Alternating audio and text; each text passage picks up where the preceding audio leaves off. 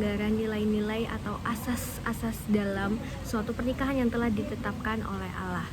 Karena di dalam pernikahan terdapat janji yang harus ditetapi dan dipegang secara prinsip etis oleh masing-masing pasangan. Perceraian sangat berkaitan erat dengan yang namanya zina, dan hal tersebut sangat dibenci oleh Allah. Oleh karena itu, perceraian sangat dilarang oleh Alkitab. Lalu, mengapa banyak anak-anak Tuhan yang melakukan perceraian, padahal sudah jelas-jelas dikatakan di Alkitab bahwa tidak ada manusia yang dapat memisahkan sebuah keluarga atau sebuah pasangan kecuali maut. Apa yang menjadi latar belakang mereka melakukan sebuah perceraian? Dan faktor-faktor apa saja yang membuat mereka berani untuk melakukan sebuah perceraian? Berikut penjelasannya. Kehidupan pernikahan saat ini mengalami banyak konflik dan juga permasalahan yang terjadi. Nah, hal inilah melatar belakangi adanya maraknya perceraian. Nah, perceraian ini juga dapat terjadi karena kurangnya pendekatan akan Tuhan dan juga kurangnya pemahaman akan arti dari pernikahan itu menurut firman Tuhan. Maraknya perceraian ini juga terjadi di Indonesia. Contohnya pada tahun 2021 terjadi 477.743 perceraian dengan rincian 110.400 cerai talak dan juga 337.343 cerai gugat. Perceraian ini bukan hanya merugikan keluarga dan anak saja, namun juga merugikan agama Kristen. Faktor-faktor pemicu perceraian yang pertama, keuangan atau ekonomi. Kebutuhan ekonomi adalah hal yang tidak bisa dihindari dalam sebuah keluarga. Setiap anggota keluarga memiliki kebutuhan ekonominya masing-masing. Kegagalan dalam mencukupi kebutuhan ekonomi, keluarga bisa menjadi salah satu pemicu pertengkaran yang akhirnya bisa berakhir dalam perceraian. Yang kedua, miskomunikasi.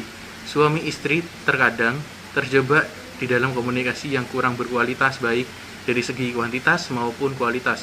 Tuntutan kebutuhan ataupun rutinitas lainnya dapat menyebabkan terjadinya miskomunikasi di antara suami istri. Yang ketiga, kekerasan dalam rumah tangga. Undang-Undang Nomor 23 Tahun 2004 Pasal 1 Ayat 1 memberikan definisi tentang kekerasan dalam rumah tangga, yaitu setiap perbuatan terhadap seseorang, terutama perempuan, yang berakibat timbulnya kesengsaraan atau penderitaan secara fisik, seksual, psikologis, dan atau penelantaran rumah tangga, termasuk ancaman untuk melakukan perbuatan pemaksaan atau perampasan kemerdekaan secara melawan hukum dalam lingkup rumah tangga. Yang keempat, kehadiran pihak ketiga.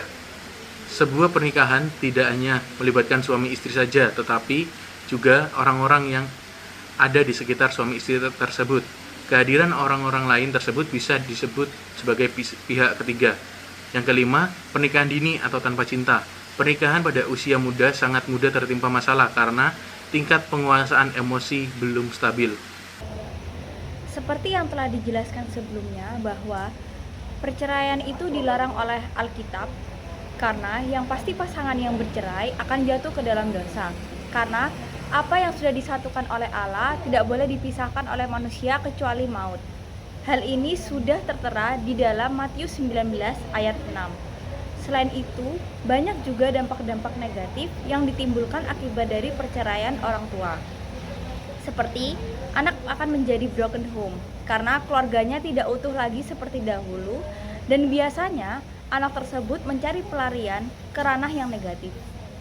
Lalu, perceraian dapat merusak citra diri dari masing-masing pasangan yang bercerai dan menyebabkan konotasi Kristen menjadi jelek karena telah melanggar etika kekristenan. Dalam Kristen, perceraian dianggap tidak baik karena beberapa alasan berdasarkan ajaran Alkitab. Poin yang pertama adalah Tuhan membenci perceraian. Alkitab menekankan bahwa Tuhan tidak menghendaki perceraian dan menginginkan setiap orang untuk memelihara diri dan setia kepada pasangan. Dan poin yang kedua adalah perceraian terjadi karena kebebalan manusia. Meskipun ada ayat yang tampaknya membolehkan perceraian, namun pandangan Kristen menyatakan bahwa izin tersebut adalah akibat dari kekerasan hati manusia, bukan dari rencana asli Tuhan. Seperti yang tertera pada Matius 19 ayat 8-9. Dan yang ketiga adalah perceraian sebagai pengkhianatan.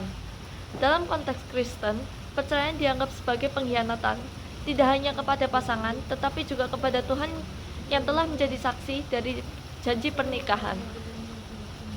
Kesimpulannya adalah perceraian bertentangan dengan prinsip-prinsip agama Kristen yang mengutamakan kesetiaan dan keutuhan rumah tangga.